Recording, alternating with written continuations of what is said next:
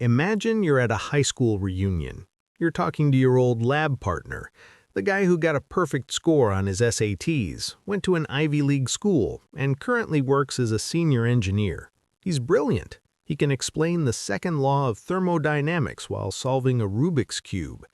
But then the conversation shifts to life, and you realize he's stressed.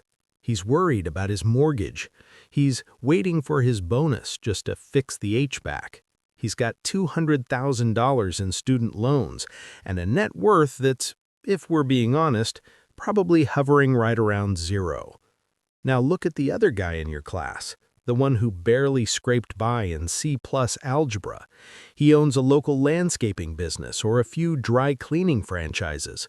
He's currently scouting a second vacation home in cash. How does that happen?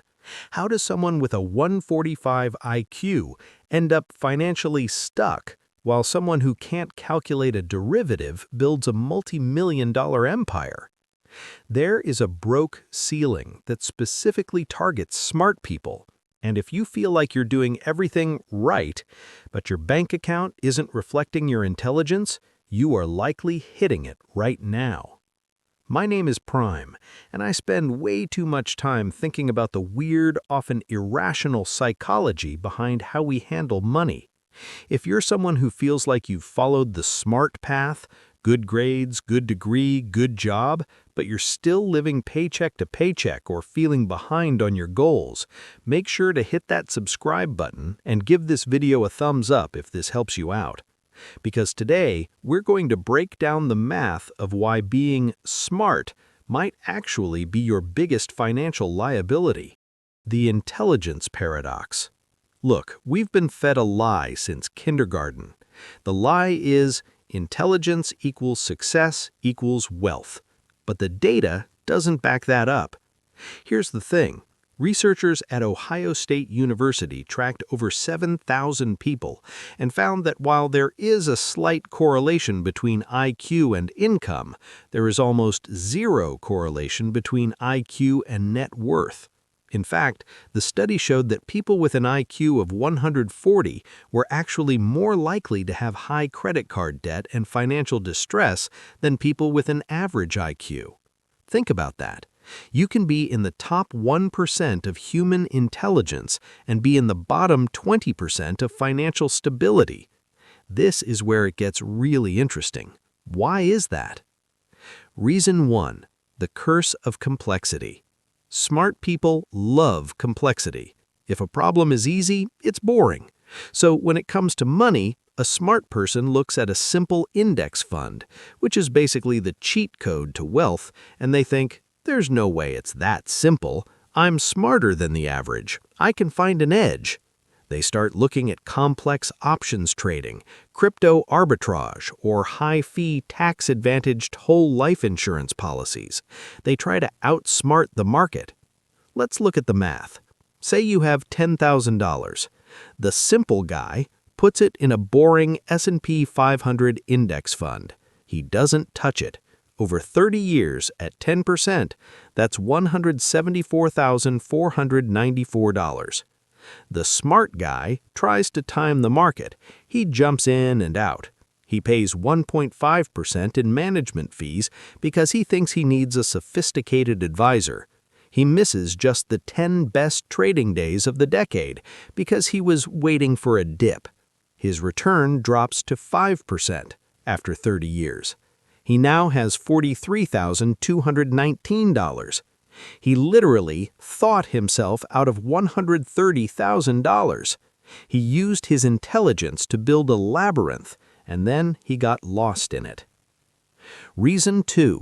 High opportunity cost and the golden handcuffs. Now you might be thinking, Nick, smart people make more money. That has to count for something. Sure it does, but it also creates a trap. I call it the professional pivot penalty. When you're smart, you usually land a high-paying job early. You're a lawyer, a doctor, a consultant.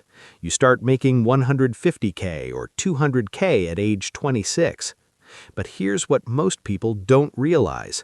High earners almost always have high fixed costs.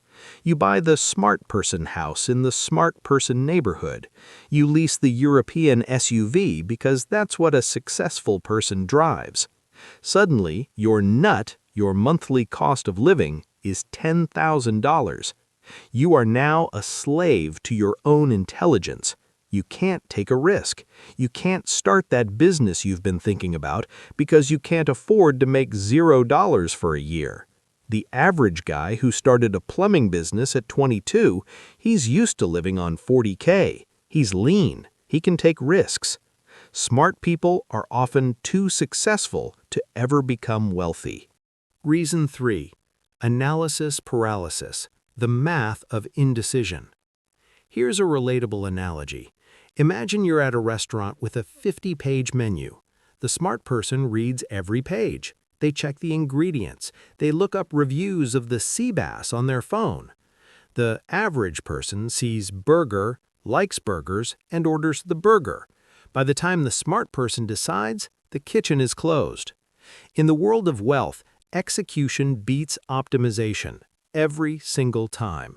Let's say you spend 2 years researching the perfect real estate investment. You're looking at cap rates, demographic shifts, interest rate hedges. Meanwhile, your less smart friend just buys a duplex because it looked like a good deal. Year 0, you have $50,000 in a savings account earning 1%. Year 2, you're still researching. Your $50K is now worth $51,000. Year 2, friend, his duplex has appreciated 5% per year and he's collected $24,000 in rent. His $50K down payment is now $85,000 in equity. You were smarter, but he's $34,000 richer because he didn't know enough to be afraid. Reason 4. Social proof and the expert ego. This is where it gets a little uncomfortable.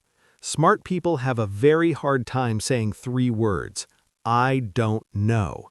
Because you've been the smart one your whole life, your ego is tied to your intellect.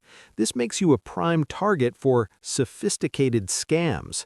A dumb person hears about a complex hedge fund strategy and says, I don't get it, I'll pass.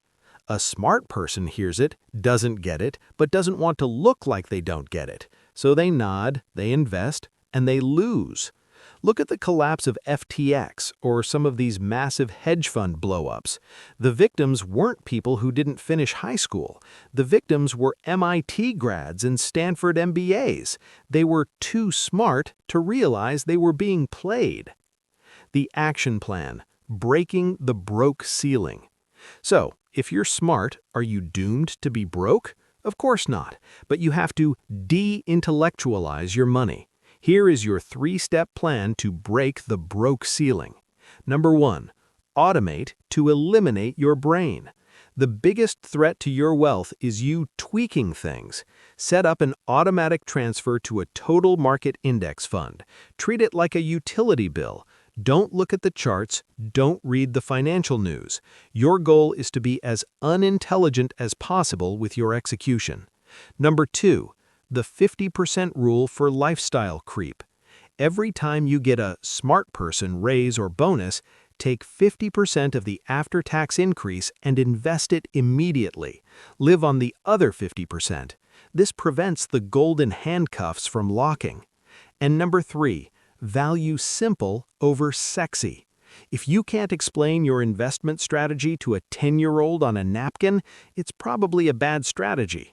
Wealth isn't about being right, it's about not being wrong for a very long time. Closing. Here's the reality. The market doesn't care about your IQ. Compound interest doesn't care where you went to school. The broke ceiling only exists as long as you believe that your intelligence gives you a shortcut. It doesn't. Money is a game of discipline, not derivatives. If you're ready to stop overthinking and start building, I want you to comment the word simple down below. It's a reminder to yourself that from now on, you're choosing the boring path to wealth over the smart path to being broke.